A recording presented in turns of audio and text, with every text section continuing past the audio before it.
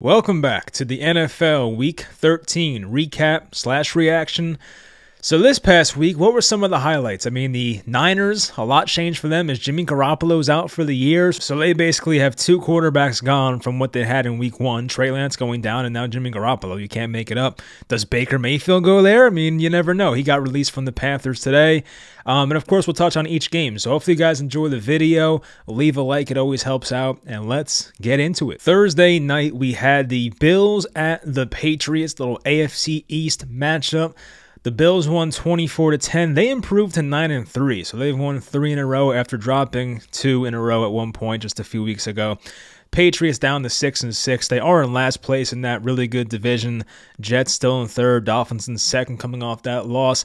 So this game, it was not what you wanted to see here from the Patriots. Their offense looked pretty dead the entire day.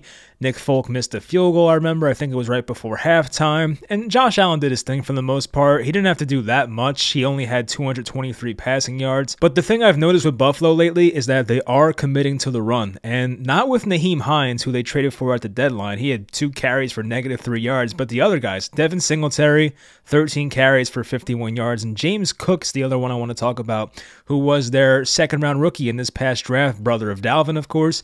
He had 14 carries, which might be a season high, honestly. 64 yards and 4.6 per carry. So James Cook, a good receiver, a good running back in general, he can definitely be a key piece for this team as the playoffs approach us. And I still think the Buffalo Bills are very much alive to make a deep playoff run despite some of their struggles a few weeks ago. And, the Kansas City Chiefs may be looking a bit better. But Buffalo, in my opinion, would be the best spot for Odell Beckham Jr. I'm not sure when Odell will get on the field and when he'll get back, but I think this team could really use another wide receiver. You have Gabe Davis, who is pretty inconsistent. Stephon Diggs, there's way too much on his plate right now. And Isaiah McKenzie, another inconsistent guy. You have that other guy, Shakir. I think it's Khalil Shakir. But if you can get Odell in there as your wide receiver 3, I mean, you got to do that, right? So I think that's a good spot. Now, if you're New England, you have a pretty tough end to the season. They're at Arizona, coming off a bye, at the Raiders, who are playing better, home versus Cincinnati, home versus Miami, at Buffalo. So I'm not even sure if the Patriots will reach 9 wins this year, which of course you don't see it too often in the Belichick era. But yeah, that team definitely has a lot of offensive flaws. And Mac Jones was pissed. He's like, we have no run game. And he's kind of right. I mean, Damian Harris was out for this game, and Ramondre Stevenson's been more of a receiving back for that team. So the Patriots offense right now, not looking good. The Titans were at the Eagles, and this was a blowout. Philly, man, they look very good. Hate to say it, but they do. The Titans have dropped 2 in a row now after winning a bunch of games in a row. They had that one loss to the Chiefs in between, but they won like 7 out of 8 games. But yeah, 2 in a row here that the Titans have dropped. They're now 7-5, but they're in a good spot here in their division because the AFC South is not very good. They're 7-5. The second place team is the Colts, who are 4-8-1. And Tennessee beat them twice already this year, so they already have that tiebreaker. They pretty much have that division locked up. So a revenge game for A.J. Brown. It was the big news in this one, and boy, did he not disappoint. 8 catches, 119 yards, 2 touchdowns. He had one incredible catch where the cornerback was all over him, but I guess Jalen Hurts made an awesome throw right in the bucket. Even Devontae Smith had a good game, 5 catches, 102 yards. 1 touchdown. He caught a long one in this one. And you can tell pretty early this game was going to get out of hand because Treylon Burks, although he caught a touchdown in this one, on that play, he got a concussion. Or at least I think it was. It had to be. But he was knocked out for the rest of the game. And, once he's gone, the Titans just don't have enough offensive firepower. Robert Woods is not the same guy he used to be. And Derrick Henry on the ground today, or yesterday, was only 11 carries for 30 yards. So if he's not carrying the offense and Treylon Burks, your best athlete at the wide receiver position's out, it's going to be a tough day. So, the final score definitely reflects that. 35-10, Eagles take it. Jalen Hurts, 380, 3 touchdowns, no interceptions. Definitely putting himself in the MVP conversation, which is crazy for a guy that was a second-round pick just a couple years ago. The Packers were at the Bears. As I mentioned, possibly the last time Aaron Rodgers will play the Bears as a Green Bay Packer. We'll see what the offseason brings us. And it seemed like Chicago for a bit was going to win this game. They went up 19-10 in the late third quarter after Cairo Santos made a 28-yard field goal. And, the Packers don't have the same explosive offense that they used to. So them being down by 2 scores, 2 possessions in the fourth quarter, you're like, oh man, the Bears might pull this off. And, David Montgomery played well. Justin Fields, in typical Justin Fields fashion lately, had a 55-yard rushing touchdown. Christian Watson continues to stand out here for the Packers. He had 2 touchdowns in this game. One of them a 46-yard rushing touchdown, which was actually the last touchdown in this game that put the Packers up 28-19.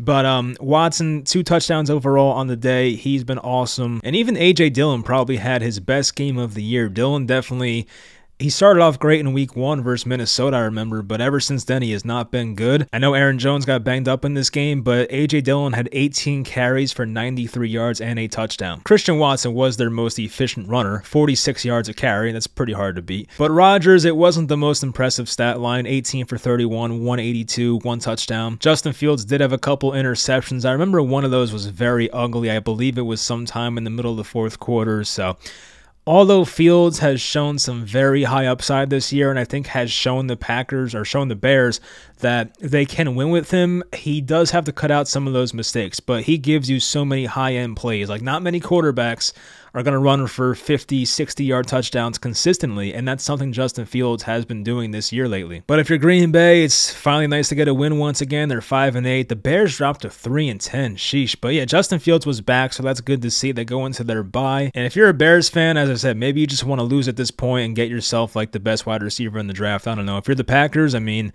I guess you continue to fight. Why not? Because I guess there is a shot. The NFC is not very good, so maybe if the Packers rattle off a few in a row here, they play the Rams, who of course they're decimated with injuries. They're at Miami. That will be tough. They have the Vikings at home and the Lions at home, so maybe Green Bay gets 3 out of 4 there or something. They get themselves to 8-9.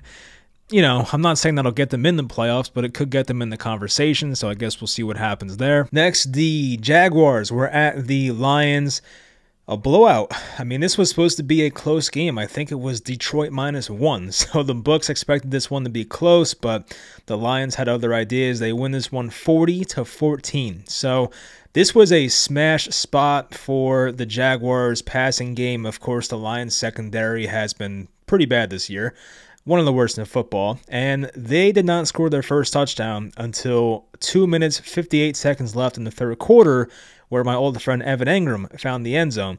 But the Lions, they went up 20-3 early in this game. Then they made it 30-6 after a DeAndre Swift 1-yard touchdown. And then in garbage time, but garbage time for the winning team, Jared Goff found Amon-Ra St. Brown for a 4-yard touchdown, making it 40-14. Very scary moment in this game for Trevor Lawrence, who went down with an injury.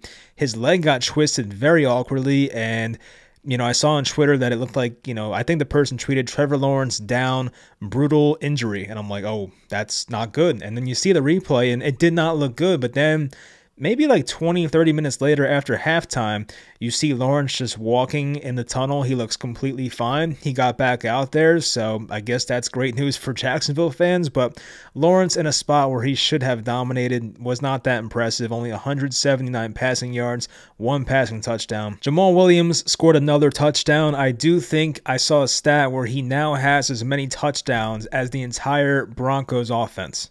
So I don't know how a Lions running back has as many touchdowns as an entire team that's led by Russell Wilson, but that's kind of the weird season it's been so far. But yeah, Amon-Ra St. Brown's a complete stud. 11 catches, 114 yards, 2 touchdowns. I mean, he's amazing. Even Foye Oluokun had 15 tackles. He's always up there in tackle leaders. I mean, he was with Atlanta for the last few years, and he was very good there. It feels like Jacksonville, they should be moving in the right direction, but I don't know what it is. They're a very inconsistent team. They've had very impressive wins this year. Last week, they had a great comeback versus the Baltimore Ravens. They beat the Raiders a few weeks back. They destroyed the Chargers in week 3. They shut out the Colts in week 2.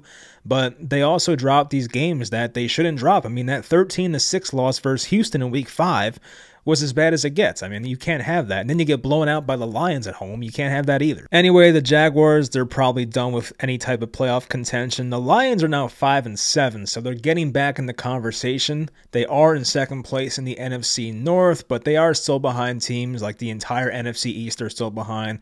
They're behind Seattle. So I'm sure the Lions are not mathematically out of it here, but they're going to need some losses by the Giants and Washington and Seattle to even have a chance here. And they finish off. They're at the Jets next week, at the Panthers, home versus the Bears, and at Green Bay. That Jets game's probably the toughest one, so maybe the Lions find a way to go 3-1 down the stretch, but that's asking for a lot. But if they do, or 4-1, sorry, I missed a game. They're home versus Minnesota next week. The Jets are in 2 weeks, so that's going to be a tough game as well. But if they can somehow win 4 out of 5, they will get to 9-8, and maybe the Lions get themselves in the playoffs. You never know. The Browns were at the Texans, the return of Deshaun Watson, which was the biggest storyline. But this was one of the wackiest football games I've ever seen. If you had the Browns defense in fantasy football or DFS, congrats to you because they probably won you the week. They had 30 points in my scoring format, so the Browns defense was amazing. Deshaun Watson wasn't even that good. He was 12 of 22, 131 yards, a brutal interception, no touchdowns. So most of the damage was done by the Browns defense and special teams. The Browns scored 27. They won 27-14. They improved to 5-7. The Texans dropped to 1-10-1. Jeez. But they did not have a single offensive touchdown in this game, Cleveland. And they scored 27 points. Like, that never happens. I mean, it happened to, like, Rex Grossman. This was years ago, like 2004, 2005, 2006 maybe. But, my goodness, I've never seen something like this. I mean, Donovan Peoples-Jones had a punt return right before halftime, gave the Browns a 7-5 lead. Then Denzel Ward had a fumble recovery, brought it in for a touchdown. That gave the Browns a 14-5 lead. And then Kyle Allen got picked by Tony Fields, and he returned it for 16 yards for a Browns touchdown. So 2 defensive touchdowns, 1 punt return touchdowns, 2 field goals, and somehow the Browns win 27-14. It just makes no sense. Sometimes football is just crazy like that. But the Texans, man, they have not won since week 5, and it's not going to get any easier. This might be the biggest spread I've seen this year. They are a plus 17 at Dallas next week. Sheesh. So that's pretty rough. Then they're versus the Chiefs. Not much easier after that. Then they're at Tennessee. Then they're home versus Jacksonville, who actually they played pretty well against Jacksonville. I do think the Texans will get another win this year. They finish out the year with the Jaguars and Colts. They'll win one of those games, right? Like, they probably will. So they might finish like 2-15-1, whatever the hell the record would be. So obviously not a great year for Houston, but you might as well get the number 1 overall pick, try to get a franchise quarterback, and go from there. If you're Cleveland, you are 5-7. They actually have a very easy schedule after this next week. So they're at Cincinnati, which is going to be a tough game, of course. They're playing very good football. But after that game, they are home versus the Ravens, home versus the Saints, at Washington, and at Pittsburgh. So if they can somehow win 4 in a row there, I mean, they're looking at a possible 9-8 record, which, you know, it's wishful thinking, hopeful thinking. You know, I'm trying to, like, get these teams in the playoffs here. But, yeah, Deshaun Watson's definitely going to have to return to form, and it's a lot to ask for. The guy's not played since 2020, so I doubt it, but the Browns, I guess, are still mathematically alive. The Steelers were at the Falcons, another tough loss here for Atlanta. The Steelers are playing better football. They win this one 19-16. They improved to 5-7. The Falcons dropped to 5-8, and once again, as I've said the past couple weeks here, the Falcons have had a golden opportunity this year to really not take control, but just be in the lead in the NFC South right now because the Buccaneers are not having the best year. We'll see what they do later tonight. But this was another game that Atlanta definitely could have won, and I do believe Cordero Patterson had a touchdown that would have put Atlanta up by 1 pending the extra point, but there was a holding call, and it got called back. They had to settle for 3, and that made it a 19-16 game. I remember the Falcons got the ball back not much time left, maybe like 30 seconds. They had 90 yards to go. And, of course, Mariota threw an interception to Minkah Fitzpatrick. He could have housed it, but he took it out at the 5-yard line. He made the unselfish play. I probably would have taken that if I was Minkah, but he did go out of bounds. Steelers took a knee or two, and that was the game. So, Pittsburgh has been playing better of late. I think Kenny Pickett, he did not throw for 200 yards in this game, but he definitely looked okay. The Steelers have won 3 of their past 4, and the one loss they had was versus Cincinnati, where they lost by 7 in a high-scoring game. For Atlanta, after a pretty good start this year, they have now dropped 4 of their past 5. Their one win was against the Bears. So definitely a disappointing loss here for Atlanta. And I do hope at some point Desmond Ridder gets in there because we know what Marcus Mariota is. I think everybody and every Falcons fan wants to see what Ridder has. And I do think once they're mathematically out of it, which I don't know when that's going to be, but I do think Atlanta should give Desmond Ridder a shot before the season ends. The Broncos, they took on the Ravens. Seemed like Denver actually almost got this win. They were up 9-3 for pretty much majority of this game ever since the third quarter. And, of course, just the unthinkable happened. So Lamar Jackson gets hurt. He's week to week now with an injury. They're saying he's not out for the season, but, of course, that's very concerning. And especially for Lamar being in a contract year, you hate to see that, but he'll get paid regardless. So, anyway, Baltimore, they were favored by like 8.5, 9 points. They win this one 10-9. Gave me a lot of vibes of that game they had a couple weeks ago versus the Panthers when they won 13-3. Just an ugly offensive game. And then, Tyler Huntley comes in and he does okay, I guess, for the most part. I think he completed his first 5 passes, so that was good to see. But Huntley was given the ball with 5 minutes to go, down 9-3. So, of course, they needed a touchdown. 5 minutes to go on his own 9-yard line. So he had to go 91 yards and take his team down to win. And he did it. I give him a lot of credit. They converted a 4th down, I believe, where Mark Andrews took a quarterback sneak. He made a great throw to Kenyon Drake where he kind of faked out a defender and got them down at like the 2-yard line. And then Tyler Huntley had a 2-yard rushing touchdown. So definitely a good job by him. And I do think Huntley can keep this team afloat. Looking at the Ravens' next few games here, they are right now 3-point underdogs at the Steelers. Okay, they should compete in that game. They're at Cleveland after that, and then they're home versus Atlanta. So they have 3 games that I think they'll be able to stay in it. Maybe they go 1-2, 2-1 without Lamar, assuming he's not playing, but the Ravens overall, they do have some bigger problems right now. To only score 10 points in this game, it is concerning. I know the Broncos have a very good defense, and they almost pulled it off. It actually came down to a 63-yard Brandon McManus field goal. It fell short, so Russell Wilson at least put them in a spot to win this game, but for the most part, it was another underwhelming Russell Wilson game. Like, Russ's completion percentage was good. He was 17 of 22, but only 189 yards. And Tyler Huntley on the other side, he was 27 for 32, 187, did have an interception, but he did do pretty well on the ground and had the game-winning rushing touchdown. So if you're the Ravens, you'll take the win. The Broncos, it gets worse and worse. They don't even have their first-round pick because it belongs to Seattle. So losing does that team no good. You hate to see it. The Commanders were at the Giants. Huge playoff implications in this game.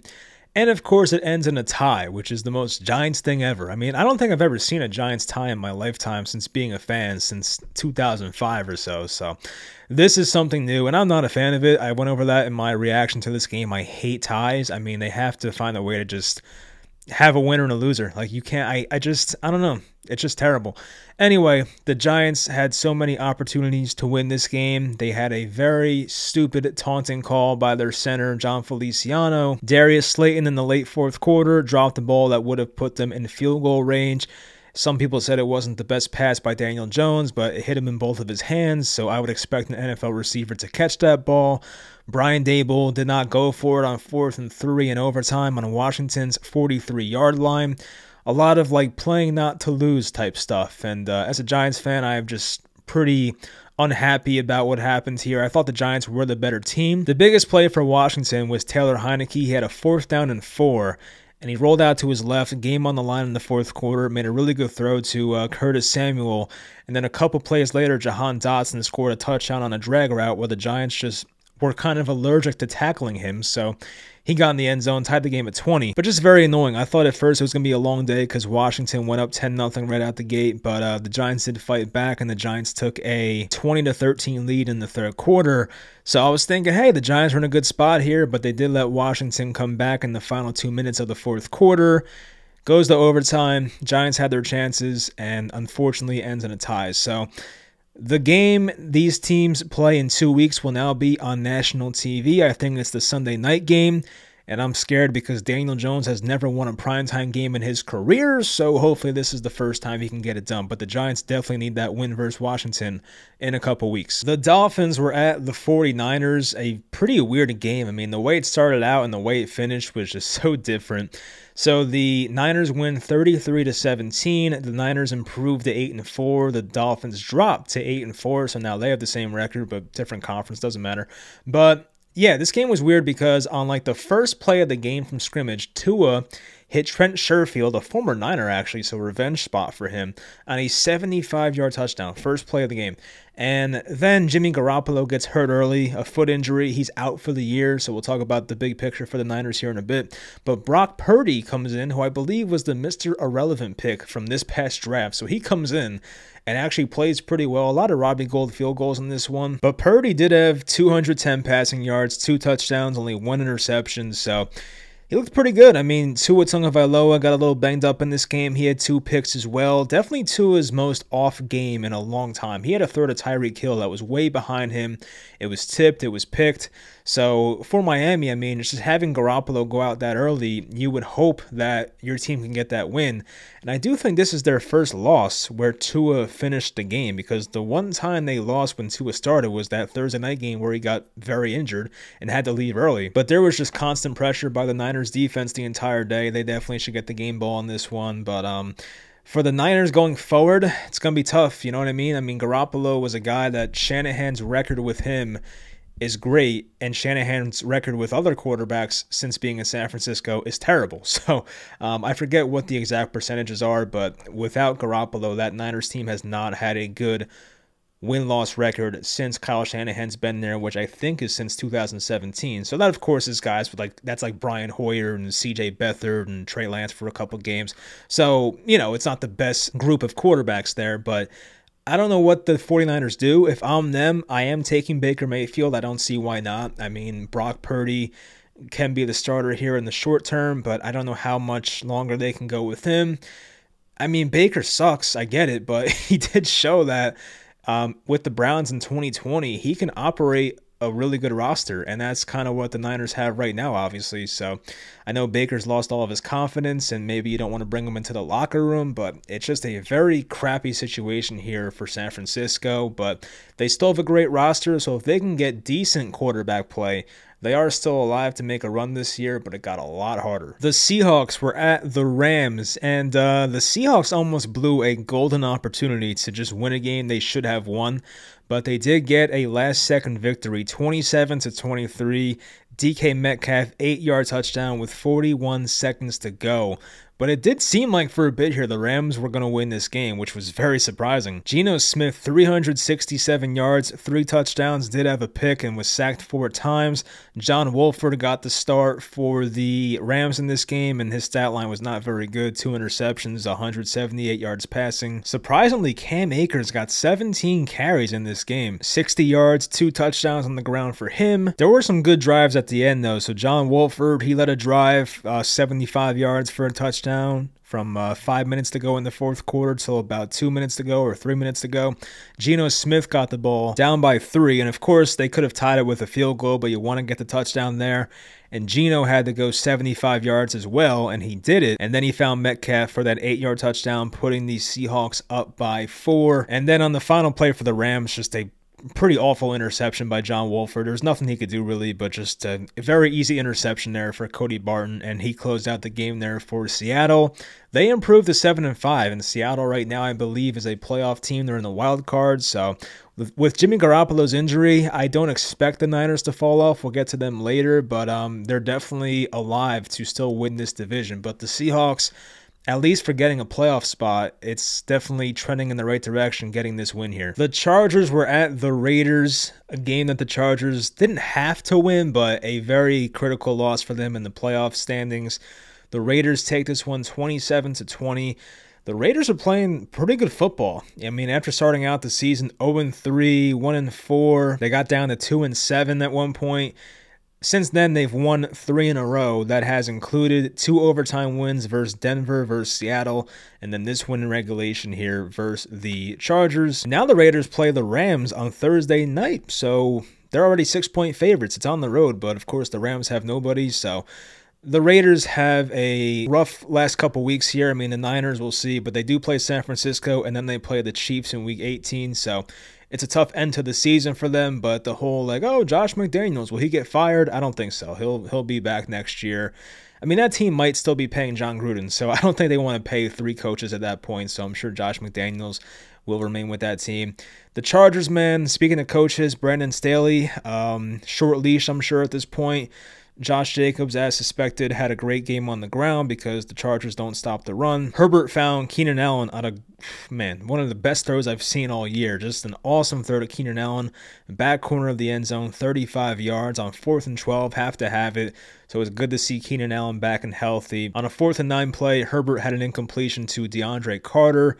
Raiders took the ball back, and that was pretty much it. The Chargers got the ball back with like 20 seconds left, but there was nothing they can do. Pretty bad loss for them, especially playing for a playoff spot. And now the Raiders find themselves 1 game back of the Chargers, which is crazy. The Chiefs were at the Bengals. The Chiefs looking for their revenge after the Bengals ended their season last year.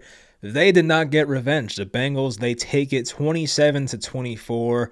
One of the better games of the day, and pretty much after a missed field goal by Harrison Butker, that was with 3 minutes, 24 seconds left. He missed a 55-yarder, had the distance, but he missed it off to the right. And after that, the Chiefs defense could not get off the field. I mean, the Bengals ran the ball out. Joe Burrow took a couple knees, and that was the game. So definitely a great win there for the Bengals, who have been playing really good football of late. They have won 4 games in a row. They've won 6 of their past 7. And after starting out 0-2, they have been a really good football team. They, of course, are 8-2 since that time, 8-4 overall. And the Chiefs, they did have a touchdown lead, 24-17 in the late third quarter after Mahomes ran in a 3-yard touchdown on 4th and 3.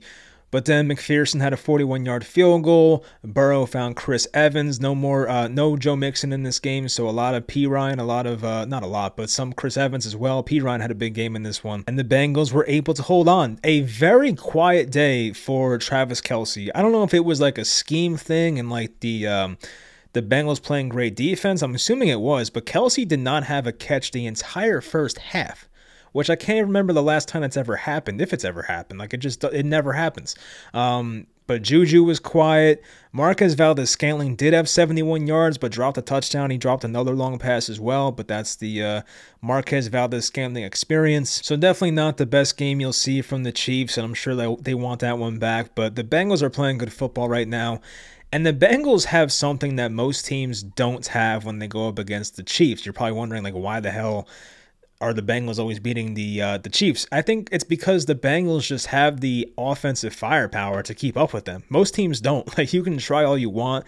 You can play that style of football where you try to keep the ball away from Mahomes and things like that, but Mahomes is going to get the ball and he's going to put up points. But the thing about the Bengals is that they can kind of match what the Chiefs do offensively. And Joe Burrow, despite sometimes his offensive line breaking down, has such great pocket awareness, and he's making plays happen. They got T. Higgins playing well. They got Jamar Chase back. Chase had 7 catches for 97 yards in his return. T. Higgins only 3 catches for 35 yards, but did score the touchdown. So if I had to pick right now, I would say that the Bengals end up winning the North because they have the same record as the Ravens right now.